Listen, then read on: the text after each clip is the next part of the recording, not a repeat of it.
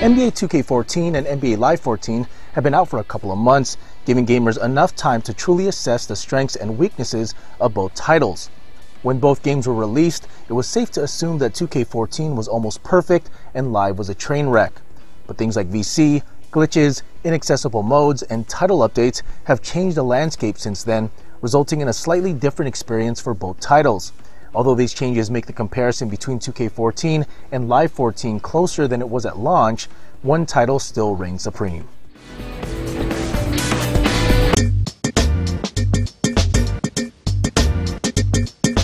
"2K continues to provide a solid gameplay experience when it comes to the NBA 2K series. Gameplay on the next-gen version of 2K14 remains mostly unchanged, but there are a few notable updates that make the PS4 and Xbox One versions shine. The addition of Eco-Motion, a fancy word for 2K's next-gen physics system, improves foot planting, player movement, and ball physics, resulting in more realistic play on the court. The Points of Emphasis system is a nice addition, and the tried-and-true controls are back for yet another year. However, there is occasional lag on the PS4 version, especially when attempting to block a shot. When NBA Live 14 first came out, the gameplay was atrocious. Controls were unresponsive, shot timing was random, and animations were hard to look at. Today, things have changed for the better, as EA Sports released what some would say is the biggest patch update in sports video game history. The patch addresses all of these issues, and although it doesn't make Live great from a gameplay standpoint, it does improve what was a terrible playing experience. Live owners can now practice controls in a new shoot-around mode, controls are tighter, animations are smoother, and shot timing is more forgiving. Give credit to EA Sports, they did put in work with this patch. Now, despite that patch, NBA Live 14 still falls short when it comes to gameplay. NBA 2K14 simply plays a better game of basketball.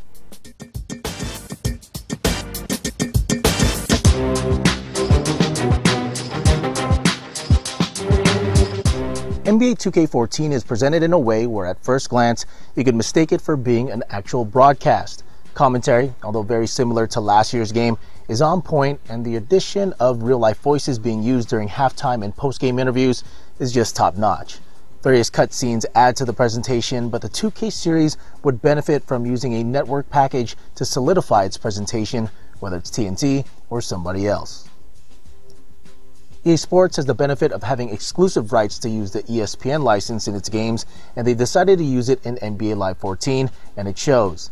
ESPN branding is everywhere, from the graphics package, announcers, and even the halftime and post-game shows, which come off as most impressive, and it's something 2K should try to emulate.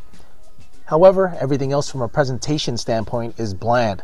Jeff Van Gundy and Mike Breen sound robotic on commentary, crowd noise is inconsistent, and replays and cutscenes are jarring to watch. Both games offer unique presentation features, but NBA 2K14 takes the crown in the presentation department.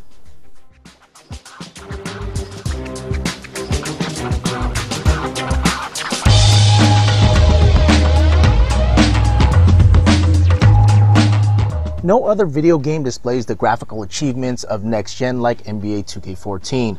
This is the best looking sports video game of all time. Players actually look true to life and actually display emotion on the court. Lighting is improved, courts are detailed, and crowds are no longer lifeless sprites. Kudos to 2K for not porting over their current gen predecessor to next gen. This is as good as it gets. On the flip side, NBA Live 14 is one ugly looking game. Sure, the recent patch improved lighting, added updated facial scans, and updated color schemes, but it's not enough. One can argue that NBA Live 10 looks better than this year's title, and that is inexcusable. Player faces and bodies are off, courts lack detail, and the entire look of the game still has that plastic feel to it. Comparing the graphics in NBA 2K14 to NBA Live is like comparing Beyonce to Popeye Jones.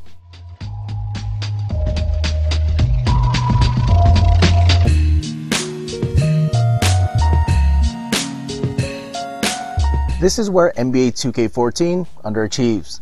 From a feature standpoint, the next-gen version of NBA 2K14 is a scaled-down version of its current-gen counterpart. NBA Today, Exhibition, My Career, Online, The Park, and the new My GM mode are all of your choices here. All modes play well, but are hindered by a few major issues. The biggest one is VC, or virtual currency. My GM and my career are so dependent on VC that you can't access many of the features without shelling out money for VC or playing long periods of time to just earn it. Having to buy VC to simply change a lineup or buy short sleeves is a joke. Another big issue is the shoddy 2K servers, because you need to be online to access all modes. If the servers are down or if you lose internet connection, you can't play any modes. In addition, online play is unreliable for yet another year, and the dynamic roster updates promised by 2K have been anything but dynamic, with updates coming few and far between. NBA Live 14 doesn't fare much better. All the modes in the game feel unfinished, including Career, Dynasty, Ultimate Team, and online is as basic as it gets. However, all modes are accessible and actually work, whether you're online or offline. And although EA has released a number of huge updates to Live 14 that have actually improved the overall experience, updates to player ratings have been lacking as well. This is the only area where it's actually close between 2K14 and Live 14 for various reasons, but I have to give this one to 2K simply because of the additional modes, when working, offer a better experience than Live. Well, that's it for this episode of Sports Gamer Show. If you want more content, as always, check out the website, www.sportsgamershow.com. Make sure to like the Sports Gamer Show Facebook page, follow me on Twitter at SportsGamerShow, and add me on Xbox Live and the PlayStation Network. I'm Rio Pacino. I'll see you next time.